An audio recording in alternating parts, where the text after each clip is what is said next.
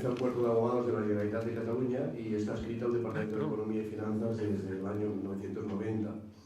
Actualmente es jefe de la Secretaría Técnica de la Junta Consultiva de Contratación Administrativa de la Generalitat de Cataluña desde el año 2005, órgano de representación del Departamento de Economía y Finanzas desde el año 97. Además de esta actividad profesional, es colaboradora de SADE y de la Escuela de Administración Pública de Cataluña, así como de otras universidades y entidades públicas y privadas, mediante su participación como ponente, profesora o experta en contratación pública en diferentes tipos de máster, posgrados, cursos y congresos. Sus trabajos publicados más destacables son la Ley de Contratos del Sector Público, 4 años después, la nueva Ley de Contratos del Sector Público desde la perspectiva de la gestión pública y el papel de los registros de licitadores en el escenario actual de la contratación electrónica en contratación. O sea, como veis, de temas de contratación yo creo que Neus lo sabe absolutamente todo. O sea que es muy adecuada para el tema de esta mesa. Muy bien. La ponencia de Neus Colet versará sobre los riesgos fundamentales en las diferentes fases de contratación, recomendaciones de control y buenas prácticas. Y un aspecto muy interesante es que la misma introducirá algunas novedades significativas del nuevo paquete legislativo de la Unión Europea en materia de contratación pública. Muy bien, tenemos pues. Sí, muchísimas gracias, Antoni, por tu amabilísima presentación. Gracias al Colegio por la amable invitación para participar en la jornada también. Y siempre es un honor compartir mesa de jornada y sobre todo con los asistentes, todos de tan alto nivel. Intentaré estar a la altura y a ver si consigo que tampoco se duerman conmigo, ya que mi compañera de mesa ha conseguido mantener el nivel en todo momento de atención. En cualquier caso, y siguiendo con las líneas que le ha apuntado, yo entiendo que cuando hablamos de control y de retos de control en la contratación pública en este momento, son valiosísimas las revisiones a todos estos puntos que Antonio ha ido destacando de lo que podríamos llamar los temas clásicos en el control de los procedimientos de contratación pública. Como bien apuntaba él, los órganos de control externo acostumbran a actuar unos ejercicios, unos años después a que se haya producido lo que es la actividad principal de la contratación en cada momento, lo cual lleva a que quizás, y como complemento a la exposición de Antonio, valga la pena focalizarse en lo que yo entiendo que es una nueva concepción de la actividad contractual del sector público, más allá de estos problemas clásicos, realmente interesantes y existentes, que tenemos planteados hasta ahora y que están encima de la mesa y que la mayoría aún no están solucionados, pero quizás intentar plantear un poco más allá lo que tenemos por delante, sobre todo teniendo en cuenta cuál es el marco normativo de la contratación pública en este momento, que tal como se apuntaba también, lo suscribo absolutamente, el desastre que supone el escenario normativo en materia de contratación en España, de esto ya hace tiempo, aparte de transponer las directivas comunitarias tradicionalmente tarde y mal, nos encontramos con un esquema que obliga al operador jurídico a efectuar, por ejemplo, en estos momentos, una aplicación de un texto refundido aprobado hace escasamente 2 años y medio, el cual ha sufrido ya una batería de modificaciones infinita, algunas de ellas para reír, como ha sido este último final de año con una modificación semanal del texto refundido de la ley, pero añadir a esto que no tenemos ni una norma de desarrollo reglamentario que permita la más mínima seguridad jurídica para los operadores, para los gestores, en la aplicación diaria de las previsiones de la normativa de contratación. Con la aprobación de la Ley de Contratos del año 2007, norma novedosa, criticada y criticable, elogiable también en algunos aspectos, en lugar de adoptar un reglamento íntegro, coherente y completo que asegurara el aprovechar los mecanismos positivos que también tenía esa ley en su momento, nos hemos visto obligados a aplicar un reglamento ínfimo de desarrollo parcial de la ley al lado del reglamento general de la Ley de Contratos de las Administraciones Públicas del año 95 en todo aquello que no contraviniera la nueva ley. Ciertamente esto para el operador jurídico no dejaba de ser un reto en sí mismo, para el que controla al operador jurídico también, sin duda. Pero además hay que tener en cuenta que por la composición del Estado autonómico También las comunidades autónomas, en algunos casos, se han dotado de normas propias, mayoritariamente referidas a temas de procedimiento, o posiblemente porque el margen que deja la norma básica estatal en materia de contratación es ínfimo, con lo cual, con excepción de la Comunidad Autónoma de Navarra, que ciertamente por la dicción literal de la competencia en su Estatuto de Autonomía ha tenido, entiendo, un margen más amplio para poder legislar, el foco fundamental de la normativa se encuentra en la normativa derivada del Estado. Lo que sí que es cierto es que por encima de las normas estatales tenemos el derecho comunitario de contratos. Tenemos el derecho comunitario de contratos a dos niveles. El derecho originario, los principios generales derivados del tratado, aplicables en todo caso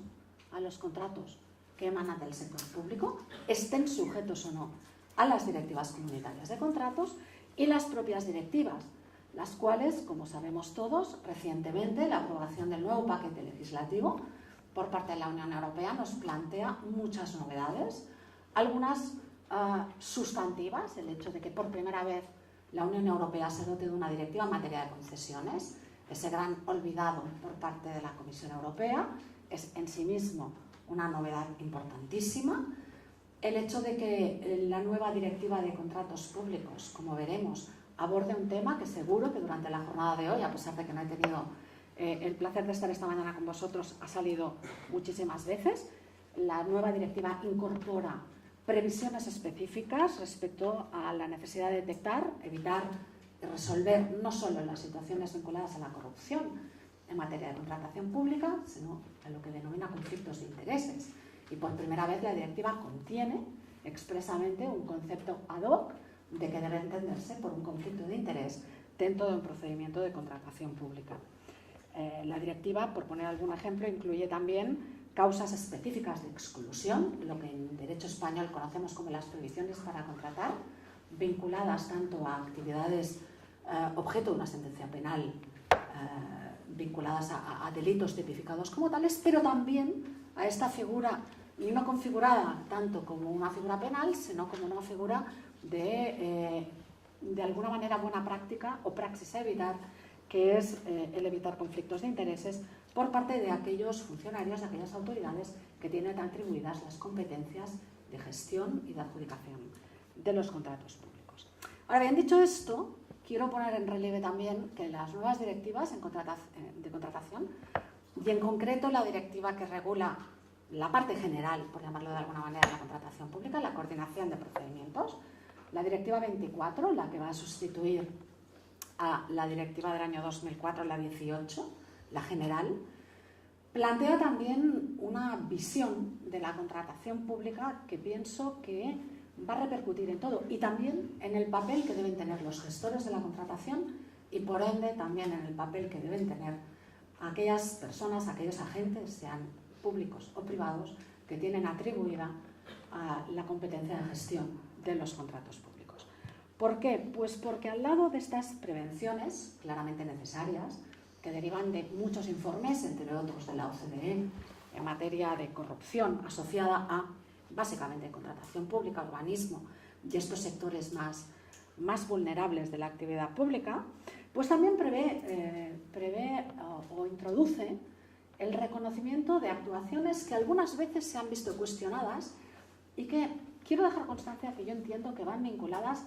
a lo que es el resultado final que exige la propia directiva de la contratación pública, que es la contratación eficaz y eficiente, como obligación de los gestores públicos. La nueva directiva plantea y regula, por ejemplo,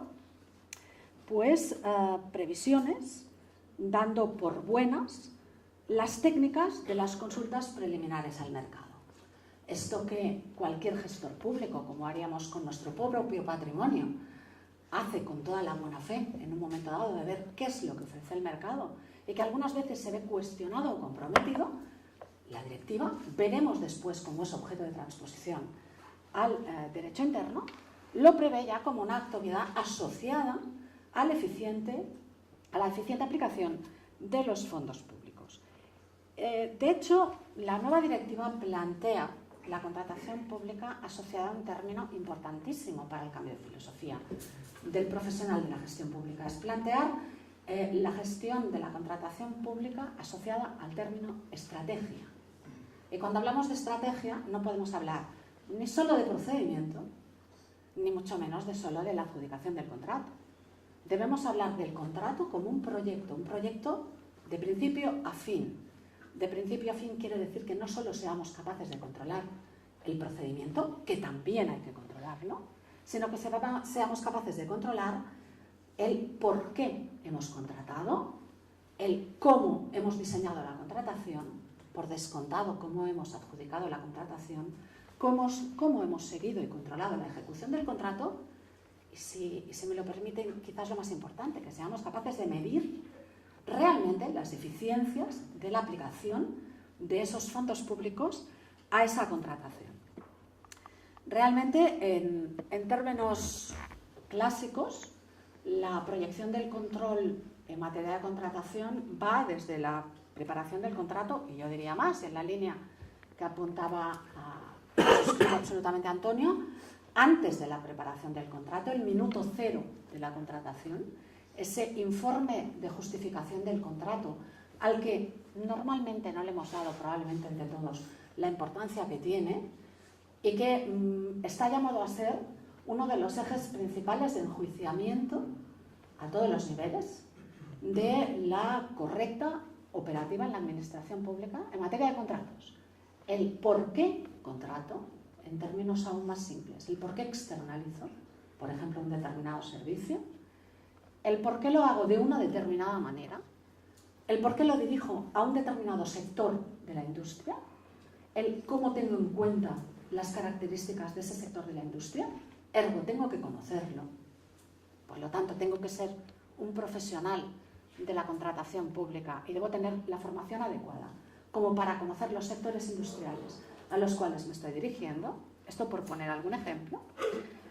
El control debe proyectarse, obviamente, también en toda la fase de selección y adjudicación. Suscribiríamos todos, seguro, todas las patologías que ya se han apuntado en cuanto al uso indiscriminado o fraccionado, en cuanto a la contratación menor, que todos sabemos que en términos cuantitativos muchas veces es la mayor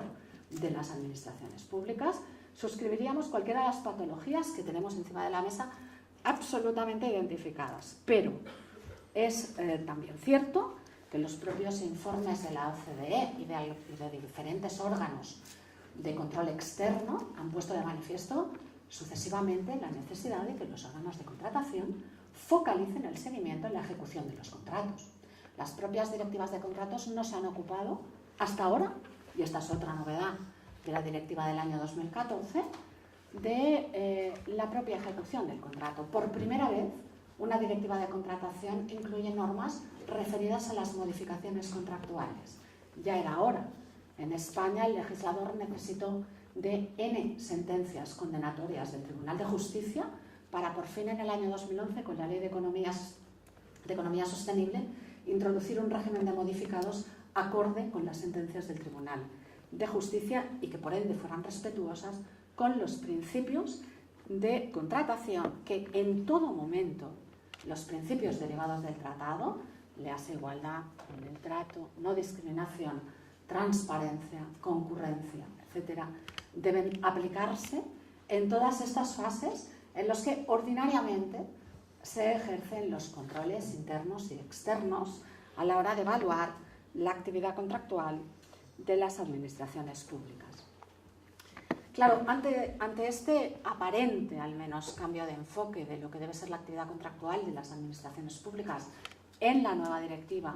y ya fruto de unas nuevas orientaciones por parte de todos los operadores que intervienen en el procedimiento de contratación, pues hay una primera pregunta de decir, bien, entonces,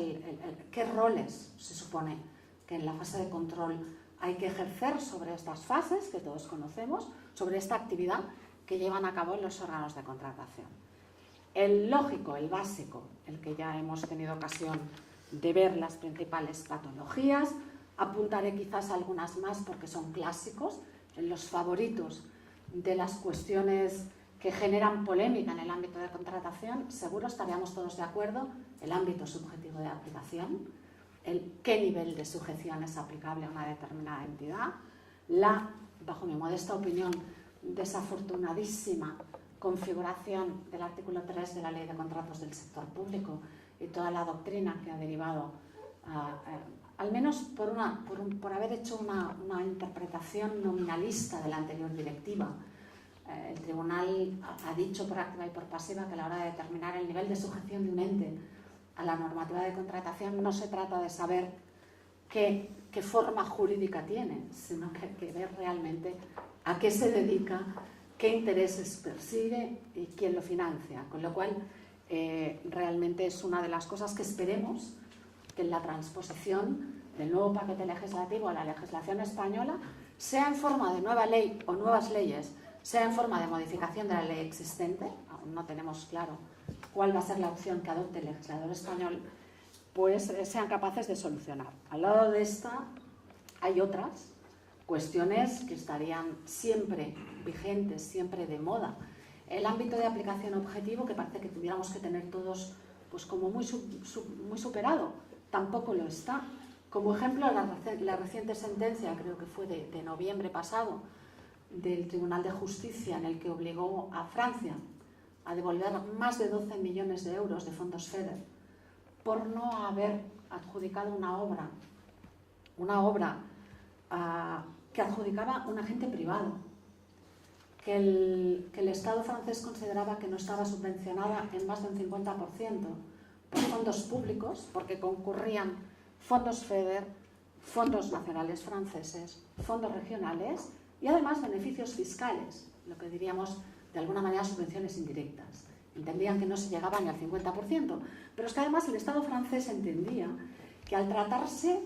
de una obra de tipo recreativo, turístico, gestionada por un privado y no dirigida a la comunidad, es decir, una obra que no tenía interés general en sí misma, sino que estaban llamados a utilizarla unos usuarios de carácter privado, no tenía por qué ser adjudicada de acuerdo con las normas de contrato. Bien, incluso contra todas las conclusiones de abogado general, el Tribunal de Justicia dictaminó que esa obra debía haber sido adjudicada de acuerdo con la normativa de contratación pública, que las subvenciones indirectas en forma de bonificaciones fiscales debían computarse al efecto del requerimiento del 50% de financiación pública y que el hecho que el destinatario de la obra no fuera la colectividad tampoco era óbice para que ese procedimiento de adjudicación hubiera de ser ajustado a las directivas de contratos. Por lo tanto, ni siquiera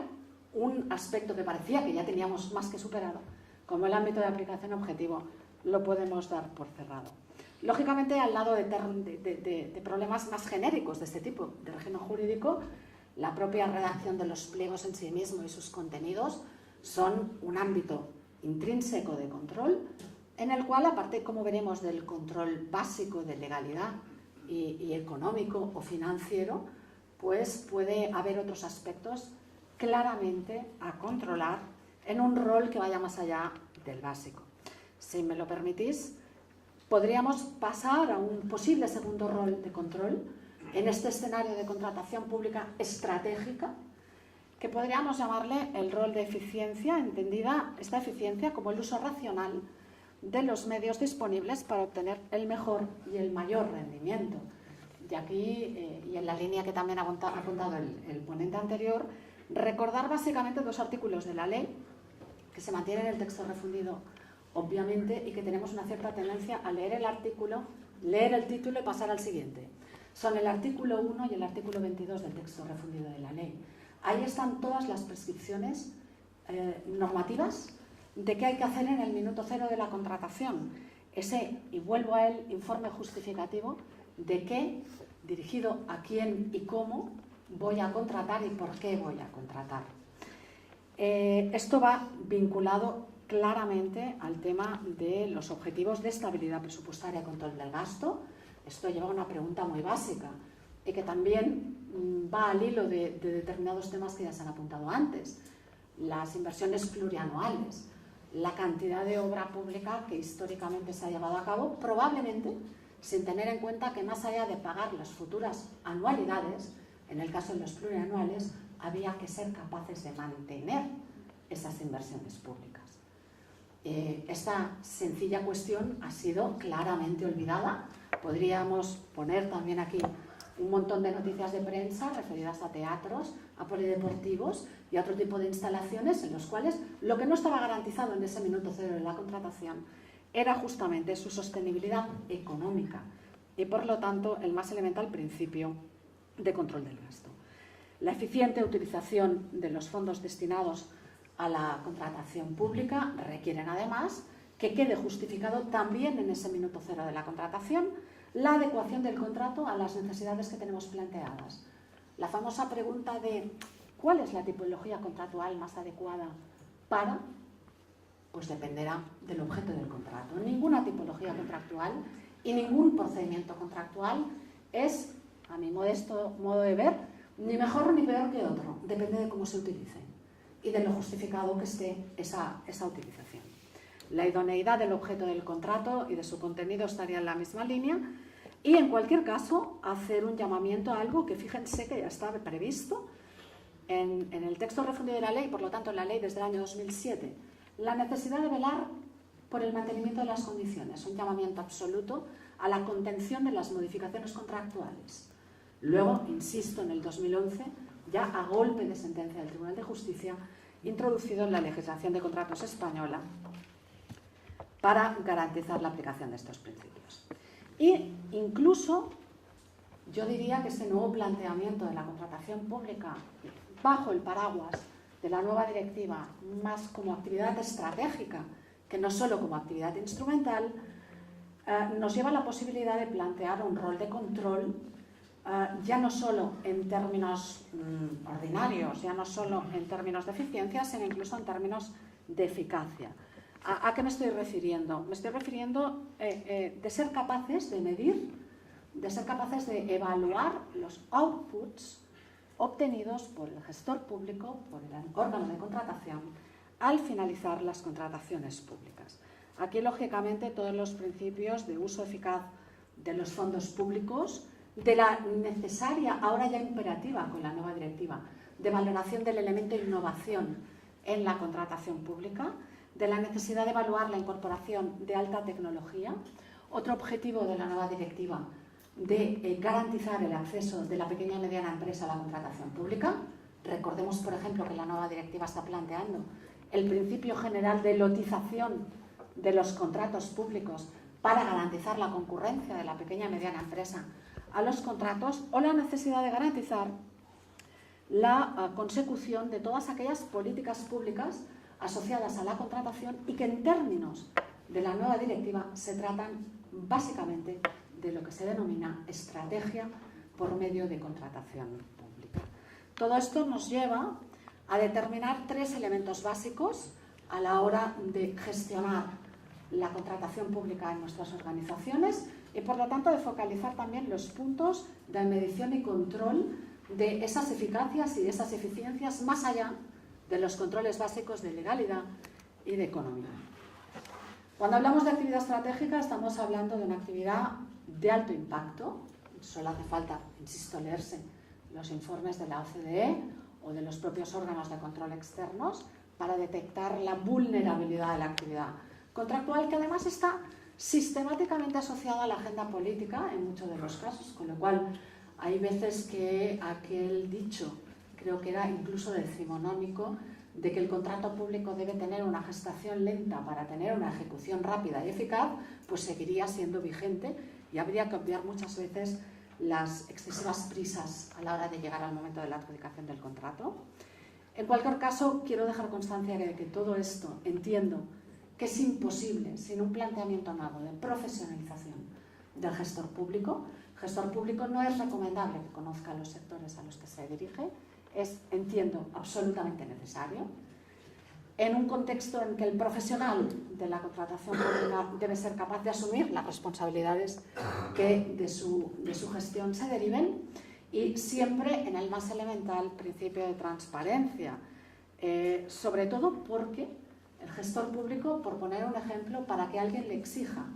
que en un procedimiento negociado tiene que negociar, estaría bien que alguien le enseñara a negociar. Por ejemplo, un contenido que en la mayor parte que yo sepa de los temarios de oposición, por ejemplo, brilla por su ausencia. Con lo cual estaría bien que fuéramos un poco coherentes también con los contenidos de lo que le exigimos al servidor público, con aquello de lo que después necesariamente tiene que ser responsable. Las herramientas para el conocimiento no podemos dejarlas de lado, es evidente. ¿Cómo podemos garantizar que no nos siga pasando que de 3 o 5 ofertas solo se nos presente una en un contrato menor? Claramente, publicando en el perfil de contratante. Obviamente, esa es la más básica y la más elemental de las buenas prácticas que podrían adoptar las administraciones públicas. Cualquier gestor público y por el más elemental principio de buena administración. El uso de los partenariados, entendidos no solo como aquel novísimo contrato, por cierto, absolutamente copiado del Código de Contratos Públicos francés, que es el contrato de colaboración público-privada, sino entendido como colaboración público-privada en sentido extenso. La colaboración público-privada en España existe desde hace muchísimo tiempo. Todas las concesiones administrativas son colaboraciones público-privadas en sentido estricto, pero es que incluso cualquier contrato público es una colaboración público-privada y, por lo tanto, ha de ser esta una herramienta claramente de mejora de la actividad público-privada. De hecho, muy gráficamente, cuando hablamos y habla la nueva directiva de contratación pública estratégica, y para dar ese paso más adelante, ¿en qué debemos controlar? Aparte de lo básico, insisto, hablamos básicamente de articular la contratación pública como una herramienta que, aparte de lo básico, que debe ser para invertir bien los fondos públicos, sirva para conseguir determinados tipos de políticas públicas asociadas a esa estrategia. Desde las que ya conocemos hace más tiempo, las medioambientales, ya lo dijo el Tribunal de Justicia en la famosa sentencia de los autobuses finlandeses. No puede ser que una administración pública esté subvencionando políticas medioambientales y cuando tiene que comprar autobuses los compre que contaminen. Es evidente que el pliego de técnicas debe exigir e incluso primar la baja emisión de gases, por poner un ejemplo. Todas las políticas vinculadas a la responsabilidad social, pero, y ahora más que nunca, las políticas asociadas a las políticas industriales, léase en particular las políticas de innovación, de tractorización de la internacionalización de las empresas, la mejora de la productividad o la más que conocida necesidad de acceso de la pequeña y mediana empresa a la contratación pública. Esto nos lleva a dos nuevos parámetros. Estaban ya el año 2007 estos parámetros en el artículo 22 de la Ley de Contratos del año 2007. Innovación, en cualquier caso, empezando por el propio procedimiento de contratación, entendiendo, insisto, que el procedimiento es una herramienta que es necesario y que es una garantía, pero que no es un objetivo en sí mismo. Y sobre todo con esa visión de sostenibilidad, en el sentido más amplio. Puede ser sostenibilidad ambiental, puede ser otro tipo de sostenibilidad, de responsabilidad social, pero sobre todo sostenibilidad presupuestaria. Aquello que no podamos mantener de aquí 3 años, no tiene ningún sentido que estemos planteando su contratación en este momento. Y es en estos términos que entiendo que realmente la nueva directiva de contratos recientemente aprobada nos hace replantearnos determinados esquemas clásicos que el gestor de la contratación tiene, insisto,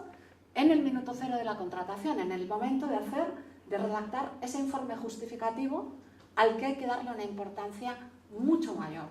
de la que ha tenido hasta ahora. Aparte de los objetivos clásicos de ejecución presupuestaria, de ahorros inmediatos, de procedimientos intachables que deben serlo, pues asociar unos objetivos estratégicos como son la competitividad, la innovación, la eficiencia, en los términos a los que acabo de referirme, y la sostenibilidad de las contrataciones públicas. En un esquema más clásico, el repaso del control en cada una de estas fases están aquí más o menos matricialmente señaladas, pero me referiré a algunas de ellas y sobre todo los podemos poner en conexión con las nuevas previsiones de la directiva del año 2014. La primera que quiero señalar es claramente a la que ya me he referido en más de una ocasión, el momento cero de la contratación, el momento en que hay que detectar las necesidades que tenemos como organización pública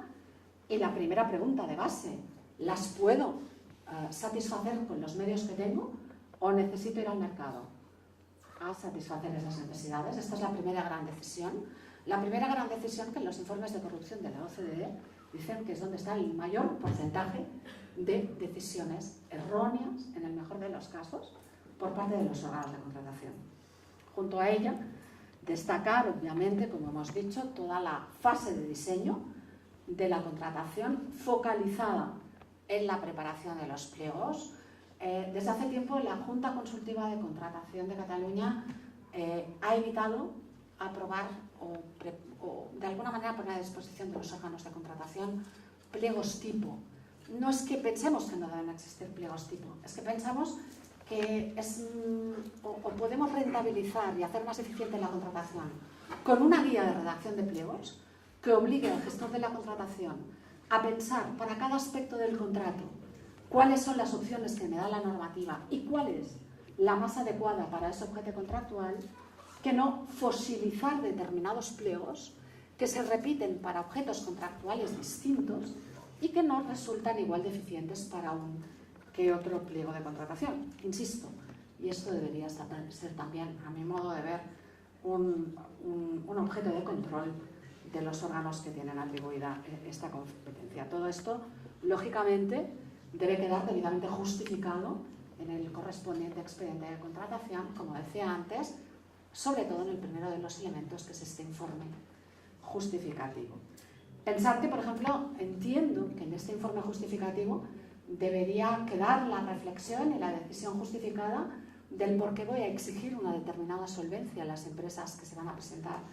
a esa contratación. Esta decisión no es baladí, está de alguna manera limitando qué tipología de empresa va a poder acceder a ese contrato. La propia directiva recientemente aprobada establece ya un parámetro definidor de esto. No exija usted un volumen de facturación a una empresa, en principio, que sea más del doble del valor estimado del contrato, por mantener un necesario principio de proporcionalidad y con el principio de concurrencia y de acceso a la contratación pública, por poner algún ejemplo. Habría muchos más de todas las reflexiones que sería necesario llevar a cabo en este momento de la contratación. Durante la fase de selección y licitación, claramente la necesidad de mantener o de garantizar el principio de competencia. Algunos aspectos ya se han apuntado antes, el uso de los criterios de adjudicación. Aunque a alguien le pueda parecer mentira, aún existen pliegos en los que la experiencia es un criterio de adjudicación. No queda tan lejos. Parece otro aspecto que debiéramos tener todos superados y aún no es así en algunas ocasiones. El uso abusivo de las mejoras indeterminadas en los criterios de adjudicación, que pueden tener un efecto absolutamente de pervertir la concurrencia y la competencia en las contrataciones públicas, por seguir con este tipo de ejemplos. Y por último, hacer un recordatorio, que también está en la ley desde el año 2007. Cuando un órgano de contratación tiene algún indicio, por pequeño que sea, de que las empresas licitadoras en un procedimiento de contratación están llevando a cabo alguna actividad colusoria, e insisto, no es necesario tener la certeza absoluta,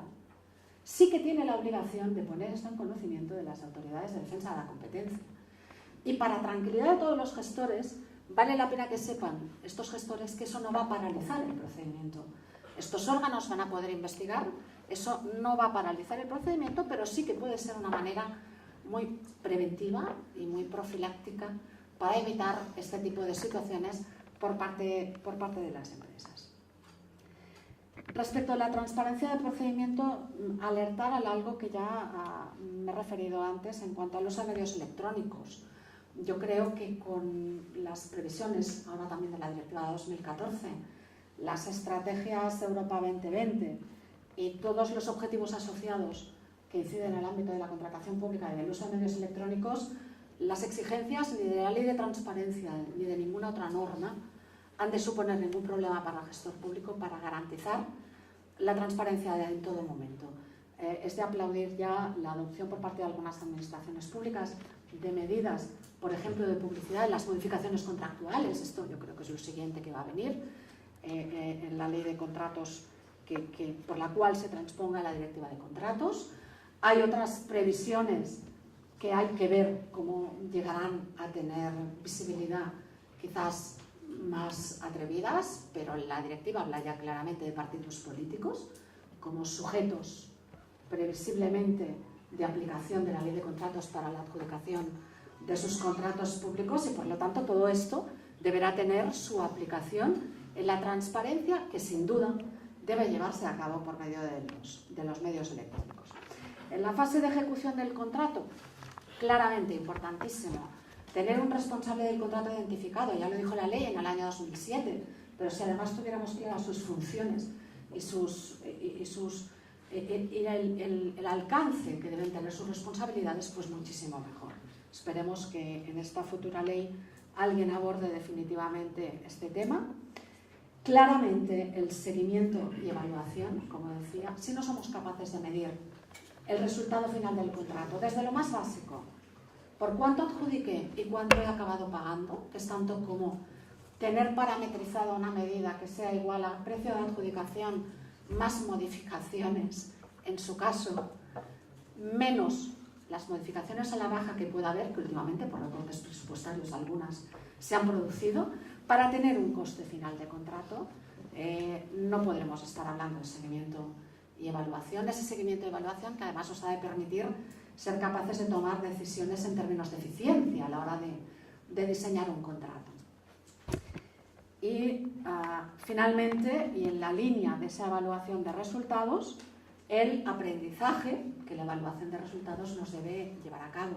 Creo que va a ser una buena práctica, algo que ya hace tiempo que en el ámbito de la administración catalana se preveyó, que fue la introducción de los informes de evaluación final al finalizar la ejecución y la liquidación de todos los contratos, el hacer reflexionar al gestor de la contratación pues de temas tan básicos como por qué se desvió el presupuesto como se hizo. Ahí caben todas las reflexiones en cuanto al tratamiento de las ofertas presuntamente temerarias y muchísimos temas más que obviamente en este momento no podemos abordar. El envío preceptivo de esa información, en nuestro caso al Registro Público de Contratos, es una de las maneras de que se pueda tener conocimiento y medición y constancia también de esos informes de evaluación por parte de los órganos de contratación,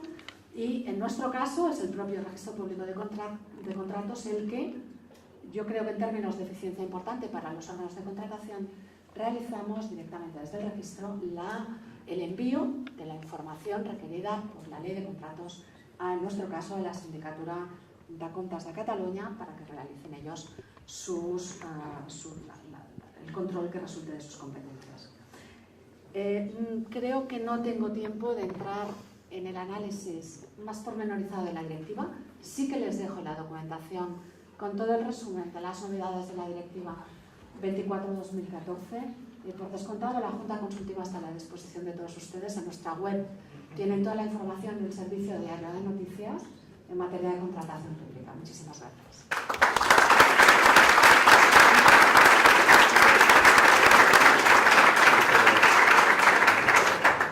Muchas gracias, Neus y Antonio, por vuestras ponencias tan interesantes y sobre todo por el esfuerzo de adaptarse al tiempo en estas materias tan complejas y que darían para mucho más.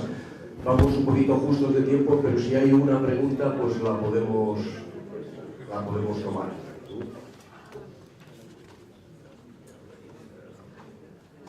Y si no la hay, yo tengo aquí varias, pero os la voy a hacer en privado para recuperar el tiempo para la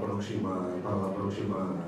intervención y que no se nos vaya acumulando. Me he apuntado aquí varias, pero luego lo hablamos. Muchas gracias.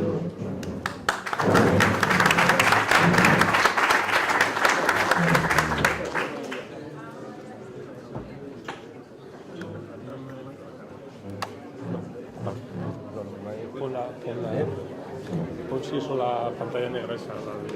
Empezaremos ya la última sesión de la jornada, antes de la clausura, y tenemos un reto, porque de hecho es la última sesión, como decía, antes de la clausura. Tenemos el reto no de despertarles, que esto hemos tratado con Antonio Seguabay, el de hacer el despertarles antes después de la siesta, pero sí el reto de mantener el nivel, que llevamos ya 7 horas de jornada, realmente con ponencias de un nivel altísimo, contenido espléndido, con lo cual creo que tenemos un un reto importante de mantener este nivel. Pero estoy seguro que los ponentes podrán mantener este nivel. Los ponentes que tenemos, como verán, tengo una silla vacía a mi lado, que sería Tomás Font, que imagino que estará a punto de venir, pero sí tenemos ya aquí Ramón Massagué y Petra Saiz, que nos acompañarán en esta sesión de esta tarde.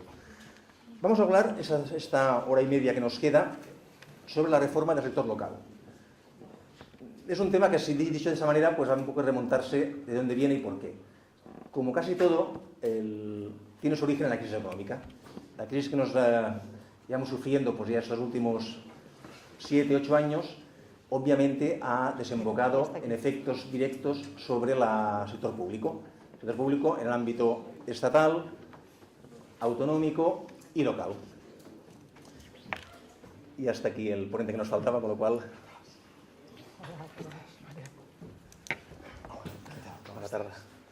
Muy bien, ya estamos todos, ahora podemos continuar con la sesión. Como les decía, hablamos de reforma del sector público local. Esta reforma tiene su origen en el tema de la crisis económica, crisis que ha afectado a los tres sectores económicos, central, autonómico y local. Y sin embargo, en esta crisis ha habido un efecto, una percepción por parte de muchos puntos de vista que el sector público local ha sido el patito feo.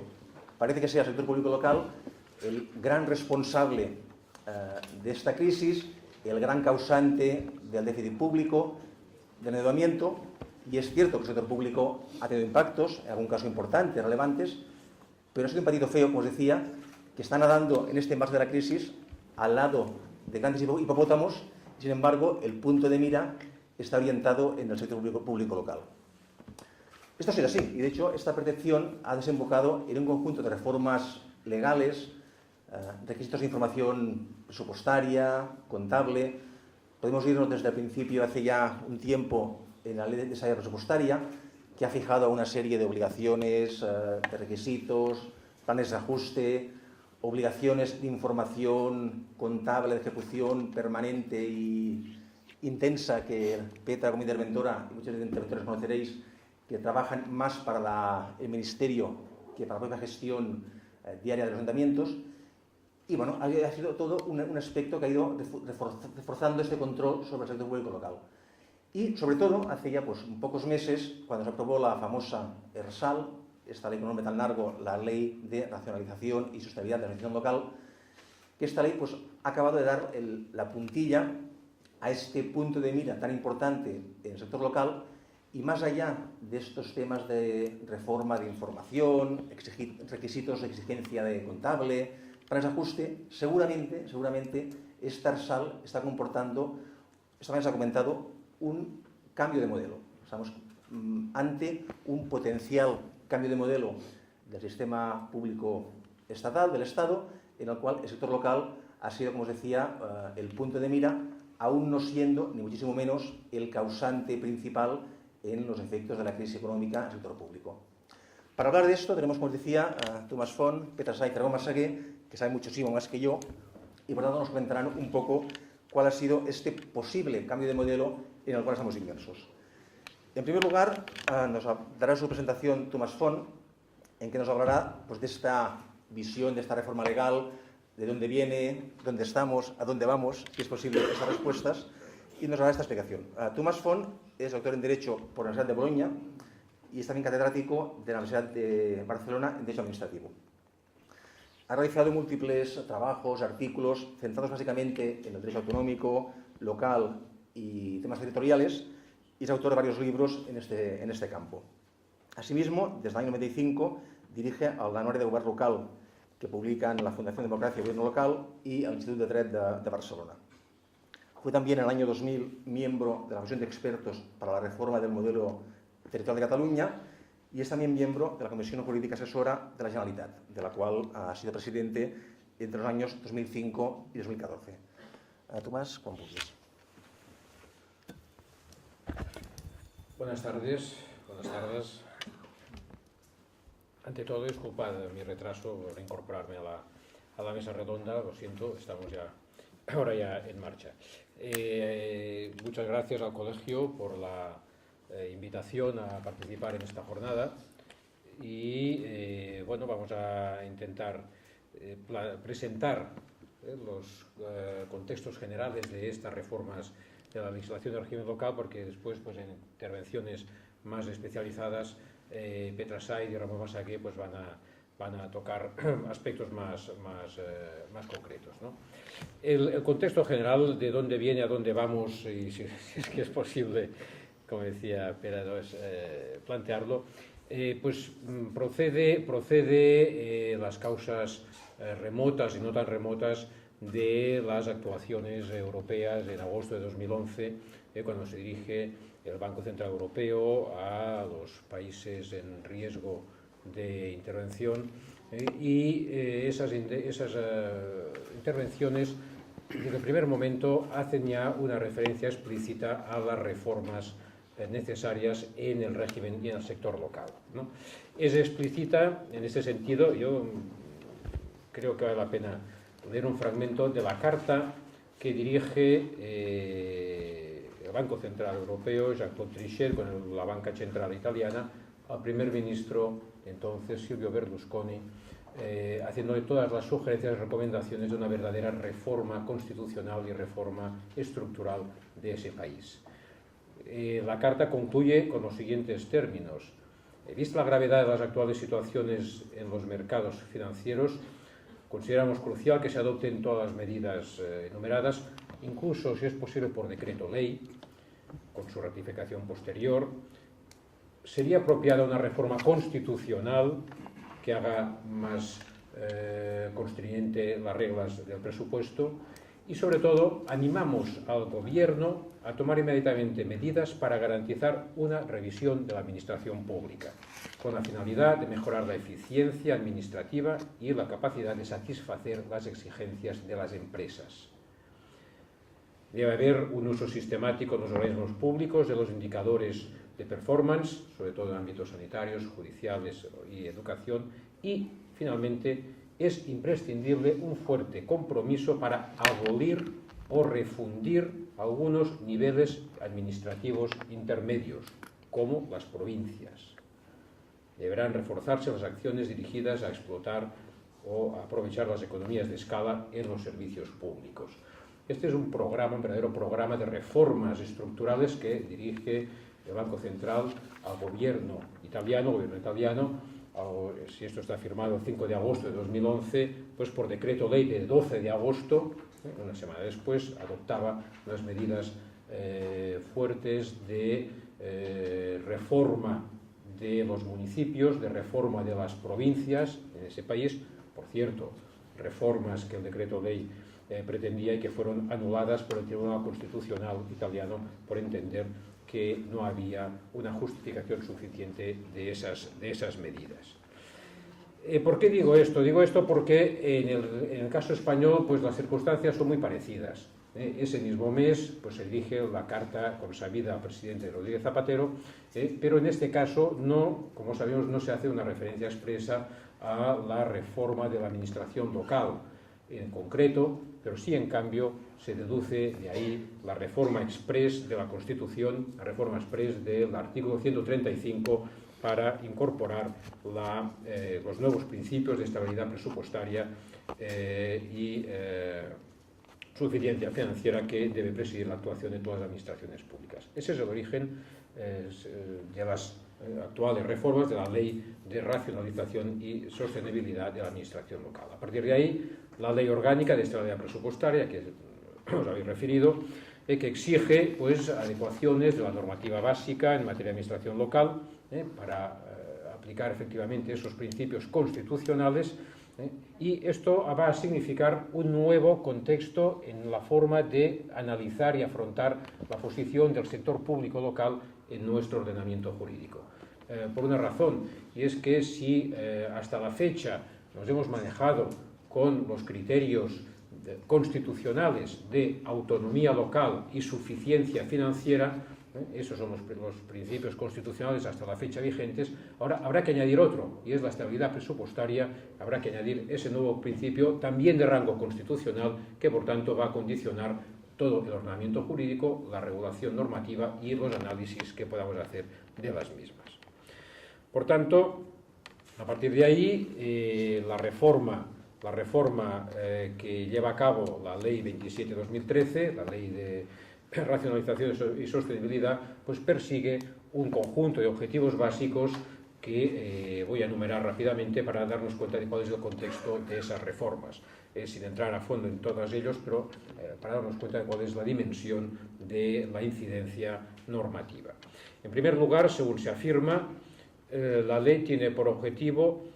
dice, clarificar las competencias municipales para evitar duplicidades. Hay este estigma de que en nuestro sistema administrativo se producen duplicidades entre diversos niveles administrativos, que es posible que se produzcan, pero la consecuencia inmediata que saca el legislador es que esas duplicidades, en caso de que existan, se tienen que resolver a favor de las administraciones superiores, comunidad autónoma o del Estado, y por tanto debiendo suprimir aquellas duplicidades que se produzcan en el nivel municipal. Esa solución es contraria, absolutamente contraria, al conocido principio, criterio de la subsidiariedad, que en caso de coincidencia de varias administraciones sobre los mismos intereses, debe primar la intervención de la administración más cercana al ciudadano. Por tanto, evitar o suprimir duplicidades y a través de diversos medios, como son la reducción de competencias propias de los municipios, acotar su ámbito competencial de actuación, eliminando algunas de las competencias hasta la fecha reconocidas por la Ley de Bases de Régimen Local, reducción, por tanto, supresión de todo el amplio campo de competencias denominadas impropias o de competencias complementarias, es decir, aquellas que los municipios, en atención a los intereses de la colectividad a que deben servir, pues habían adoptado sin que estuvieran enumeradas de forma taxativa en la ley. De manera que esas competencias, digamos, de iniciativa espontánea municipal, solo podrán adoptarse si se confirma que aquel municipio no está en situación de déficit, que aquel municipio tiene suficiente cobertura presupuestaria para el ejercicio de todas las competencias propias, y en ese sentido se le autoriza por parte de las administraciones superiores. Después se produce otro fenómeno en la propia ley, y es que ella misma, la propia ley, traslada competencias municipales hacia las comunidades autónomas ex lege, sin esperar a decisiones singulares de cada comunidad autónoma, concretamente en materias tan relevantes como sanidad, educación, servicios sociales, el grueso de las competencias de prestacionales de los municipios. Eso va a generar, pues, naturalmente, una compleja reorganización, a la parte de ofrecer dudas de constitucionalidad por incidir ya sea en la autonomía municipal, ya sea en las competencias de las comunidades autónomas, que son las que ostentan la potestad legislativa en materias como educación, sanidad o servicios sociales. Otro de los objetivos que persigue la ley, dice así, es reforzar el papel de las diputaciones, reforzar el papel de las diputaciones provinciales. A mí me sorprende que esto se signifique como un objetivo de la ley. Reforzar las diputaciones provinciales podrá ser, en su caso, un instrumento, un medio para obtener algún objetivo, de racionalización, de simplificación, etc. Economías de escala, se podría haber planteado de esa forma. No obstante, la propia ley declara que este es un objetivo perseguido directamente. Veremos más adelante cómo este objetivo se instrumenta básicamente a través de una nueva competencia de las diputaciones provinciales, que es la coordinación de los servicios públicos municipales, los municipios de menos de 20.000 habitantes, de coordinación obligatoria de los servicios obligatorios, los servicios mínimos que deben prestar esos municipios. Adelanto algunas dudas que puede suscitar esa nueva competencia provincial y que han suscitado críticas por parte de los comentaristas y de las incluso entidades municipalistas, y que han suscitado también, pues, recursos que ya se han planteado contra esta ley. Sobre todo, desde un punto de vista de concepción general, está ahí la idea de que se refuerza aquella administración local menos entre comillas, valgan todas las comillas, menos democrática en el sentido de no ser de elección directa por parte de los ciudadanos, sino de elección de segundo grado por parte de los concejales, a su vez elegidos en las elecciones municipales, ¿no? Incluso se plantea una cuestión más delicada en aquellos supuestos en que no existe diputación provincial, todas las comunidades autónomas uniprovinciales, y por tanto van a ser ellas las que van a asumir esas funciones de coordinar los servicios públicos obligatoriamente de los municipios de menos de 20.000 habitantes, y lo van a hacer comunidades autónomas, entidades que tienen una legitimación distinta de la municipal, porque son fruto de elecciones autonómicas y no de elecciones municipales, y por tanto obedecen a legitimaciones diferentes. Y luego también veremos cómo la articulación de esa coordinación provincial pues es compleja en su propia organización, porque deberán establecerse mecanismos de prestación de esos servicios municipales que suben hacia las diputaciones, pero luego vuelven a bajar con formas de cooperación, prestación conjunta, mancomunidades, consorcios, por tanto, otorgando mayor complejidad a lo que se pretendía simplificar en un principio. Y todo ello a partir de la idea de que habrá que determinar el coste efectivo de los servicios municipales como condición previa para saber cuándo procede esa coordinación por las diputaciones. Por lo tanto, hay aquí un campo de intervenciones complejas que van a significar un nuevo contexto de la configuración de los servicios locales. Otro de los objetivos confesados y proclamados es la racionalización de la estructura organizativa de la administración local, de acuerdo con los principios de eficiencia, estabilidad y sostenibilidad financiera. Hay un poco, es la idea que está contenida también en los informes de la Comisión para la Organización y la Racionalización Administrativa, el informe CORA, en el Plan Nacional de Reformas Administrativas, etcétera, que hay que reducir el número de organismos, reducir el número de entidades, en definitiva el número de administraciones públicas o de entes del sector público, simplificar su composición de cara a presentar resultados ante Europa. Es decir, se ha reducido, con esa idea que pretendía la carta que hemos leído al principio, de ponía allí reducir o incluso abolir niveles administrativos. Ahí las actuaciones son diversas, me limito a anunciarlas. Contención de las mancomunidades, contención de los consorcios administrativos, incluso se establece un nuevo régimen de los consorcios, esas entidades que han tenido siempre pues, una composición híbrida, una configuración mixta de varias entidades públicas, incluso con participación de entidades privadas. Bien, se da una nueva regulación completa de esas figuras, incluso modificando no ya solo la ley de régimen local, sino la ley de bases de la administración pública, del régimen de toda la administración pública, la ley 3092, de manera que se entiende que se va a proceder a una reforma a fondo de los instrumentos administrativos, de las figuras administrativas que conocemos. Y una de las consecuencias, ya se comentará si hay tiempo, es que se obliga a los consorcios a adscribirse a una administración u otra, podríamos decir, a decantarse hacia una administración local o hacia otra de los socios, que puede ser la administración autonómica, puede ser la administración del Estado, o incluso pueden existir consorcios de administraciones locales, municipios y diputaciones, por ejemplo. Pues esa figura que hasta el momento ha servido precisamente para poner en común gestiones de entre diversas administraciones y no tener que calificar aquel organismo como local, autonómico o estatal, pues ahora con la nueva regulación se va a obligar a decantarse, a mojarse, a denominarse y por tanto a sujetarse a una administración u otra el control, la dirección de esos consorcios, incluso pues, por tanto la auditoría de las cuentas de esos consorcios. Bien, va a ser una novedad, va a tener unas consecuencias enormes también en cuanto al régimen de personal, en un régimen no solo de sus competencias, sino de su personal, etcétera, etcétera.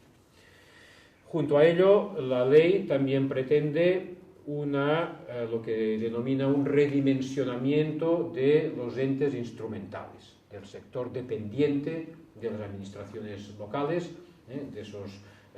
entes, agencias, entidades públicas empresariales, incluso sociedades mercantiles. Pues ahí se entra a fondo también en todo un amplio proceso de redimensionamiento con la idea de impedir la participación o constitución de entidades instrumentales cuando estén sujetas a planes económicos financieros, a planes de ajustes, proceder a la disolución de las que estén en situación de déficit si no se pueden sanear. Es decir, aquí hay una operación profunda. No voy a profundizar en ello precisamente porque va a ser objeto de otras intervenciones, pero es una de las operaciones más a fondo que pretende la ley. Sanear el sector público de los entes instrumentales locales como si esta fuera la causa de los grandes déficits del sector público español, bueno, cuestión que está por demostrar como se señalaba en la introducción, porque la prueba es que efectivamente pues la deuda del sector público local es insignificante, un 4% en relación con el conjunto, y además ya sabemos que es concentrada gran parte de ella en un solo municipio, el municipio de Madrid. Bien, además la ley también va más a fondo, también pretende una reforma de la planta municipal del mapa de los ayuntamientos, de luchar contra el inframunicipalismo, que ha sido una de las lacras que se han achacado al sistema local español. 9.000 municipios, 8.000 y pico, bien, comparados con los 36.000 franceses, pues bueno, todo es relativo, pero nunca se ha abordado a fondo esta reforma del mapa local, y la ley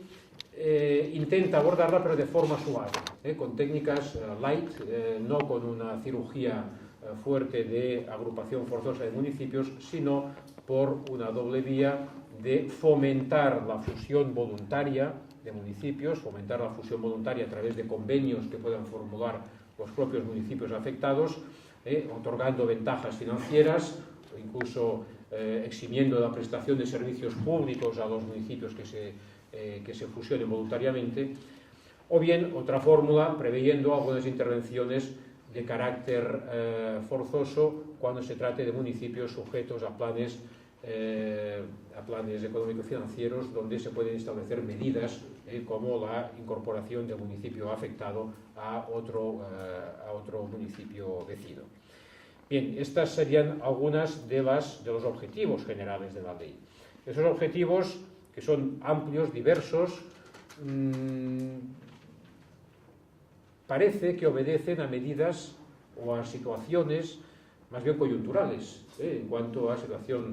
alegada situación de déficit, etcétera, y no obstante se trata de medidas más bien estructurales, de medidas que van a afectar ya la composición, estructura del gobierno local de manera permanente. Por tanto, yo creo que uno de los elementos que se ha criticado a esta reforma es que apenas prevé mecanismos de marcha atrás en el supuesto de que vayan a mejor situación los municipios afectados. Apenas hay previsiones de deshacer algunas de las medidas que pueden adoptarse en el caso de cambio de circunstancias. Me parece que se va precisamente a una modificación permanente. Como contexto general, para no cansar con detalles, también diré que la tramitación de la ley fue muy compleja y muy discutida en la propia administración. Dentro de la propia administración de una ley que pues, le cuesta encontrar su paternidad o su maternidad. El Ministerio de Hacienda y Administraciones Públicas, pues, naturalmente, ha sido el impulsor, pero dentro de sus órganos directivos pues no se asumen grandes responsabilidades sobre la articulación técnica de esta ley, ¿no? Las críticas han sido furibundas. Una de las críticas desde un punto de vista jurídico relevantes fue la del Consejo de Estado, máximo órgano consultivo del Gobierno. En su dictamen pues lanzó unas críticas profundas a la configuración de la ley. Ha sido calificado un dictamen de varapalo, demoledor, bien, siendo incluso moderados en las palabras, pues realizó una profunda crítica y en parte fueron atendidas esas críticas, sobre todo en lo que se refiere a la adopción del criterio de los costes estándar como mecanismo para medir la eficiencia de las corporaciones locales y posibilitar la pérdida de sus competencias. Eso se ha suprimido, se ha sustituido por la idea del coste efectivo y yo creo que ha sido gracias al dictamen del Consejo de Estado que se consiguió alguna mejora en el proyecto de ley. Ahora bien, tengamos en cuenta, para ir terminando esa presentación general, que esta ley se encuadra también en unos procesos de reforma